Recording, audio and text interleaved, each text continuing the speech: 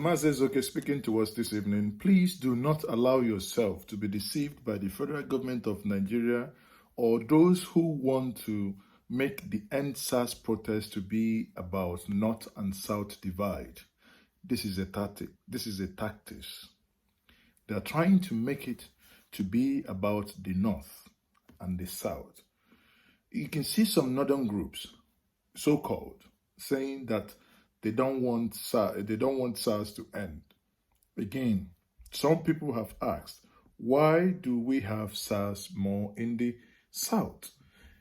That's a question for another day. But the issue here is that this SARS movement must help us to get to the nitty-gritties and to the issues at hand. To start with, as I have said before in my previous broadcast, SARS must end. SWAT must end. Now, I have here a very fantastic analysis done here, by this doctor here, who actually analyzed how from the time of our Limos Go, how the government have tried many times either to bribe, to break the spirit of the people, but this time around they've hit a brick wall because thanks to the internet, thanks to mobile phones, thanks to communication gadgets, the story will no longer remain the same. The Nigeria that you know today, it should no longer be the Nigeria you knew before, because suddenly the sleeping lion has been woken up. You watch him, you watch what our people are doing in Lekki, how people are, coming together as a community. They even serve pepper soup. That is the one that makes the government to go gaga. They are wondering who on earth is giving them this money to do all these things. People are providing. People want to sustain this. Again, I call, please support them with anything you can. We are doing our best, okay? We are giving ambulance to treat the sick, to treat those that have wounds out of the fracas that happened in the last 2 days. Do your best. Anything you can. You can put recharge card, go ahead. Support them. Join the protest. Do whatever you can. It is for the future of your children. It is for the future of your grandchildren. Do it and enjoy the videos. Thank you very much. I remain Mazi. I started knowing about the battles of the oligarchy from the Ali Must Go crisis when we were very young. And then we had different issues with this country and with the leadership of this country. Even when Buhari came into power the first time, when he came to UBTH, when Dr. Scott Mwakwa was rolling an empty trolley to go and meet him, then I was already a medical doctor and I was doing internship in the UBTH. The youths of today do not understand those they are dealing with. They are dealing with old warriors, old oligarchists who know how to fight. One of the things they are going to do is that they are going to use fear and intimidation. They might roll the army out very soon and they will shoot a few youths dead to intimidate others to run into their shells. The next thing they will do is to start arresting people piecemeal by piecemeal. They will target somebody, arrest that person, target another person, arrest another person, and before you know it, fear will start creeping into the system. Then the next thing they do is assassination. Remember Kudirat? They will start eliminating people one after the other.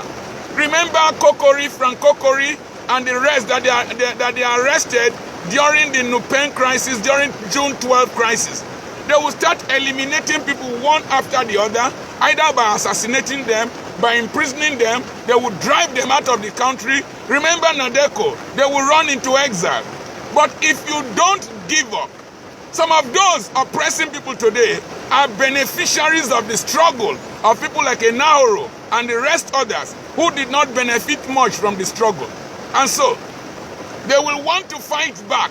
Another system they use is to get hungry young men and individuals who are instruments that suffer from the Stockholm syndrome I told you. Remember Abacha's crisis? There was one young Igbo boy. I can't remember his name, I think it's Kanu, that established one group They went to Abuja, held conferences, held rallies to support Sani Abacha. But that was a great mistake they made.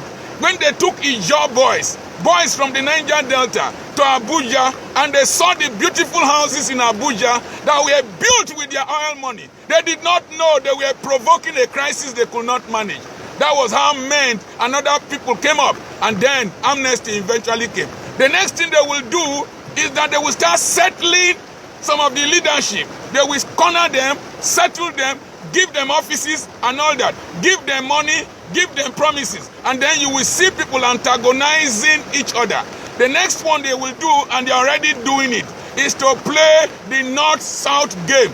I saw some young men in the North with caps. They say they are youths. They say that they want SARS. They want SARS. I agree with you. It's a democratic setting.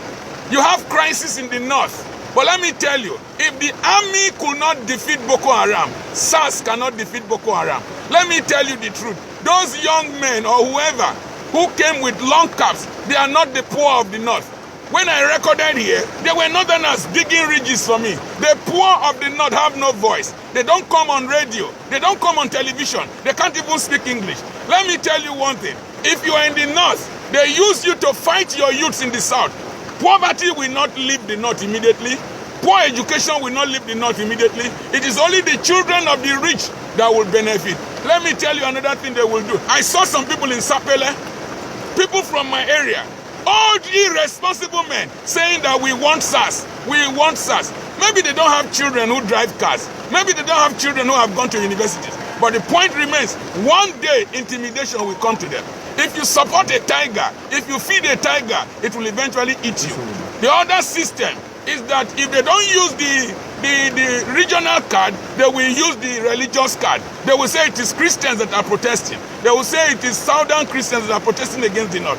That is the divide and rule technique. It will not work in this era because in my time there was no social media. There were no hand phones. Today, everything is captured live. Today, the global arena is observing us and they are watching us. I want to suggest that the international community, United States of America, the UK, France, they should be watching. Any oppressor, deny him and his children visa. Seize his assets overseas. Don't let them travel to your countries to come and enjoy democracy while they are killing us here. Seize their assets. Let's lock down these criminals of this nation inside this nation with us. We will see who will survive. God bless you. I remain your friend, Dr. Charles Apoki. The battle is just beginning. God bless you.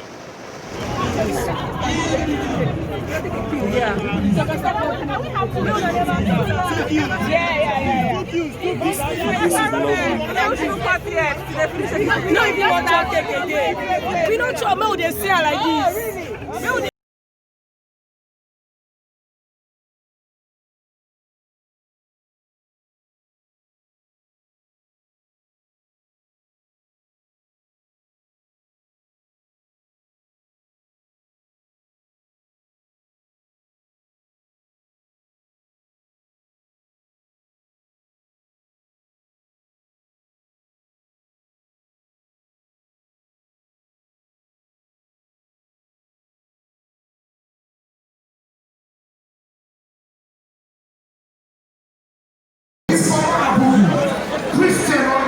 Moment of silence.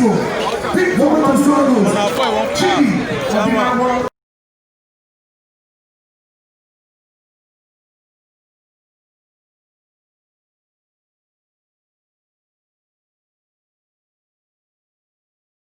La la la la.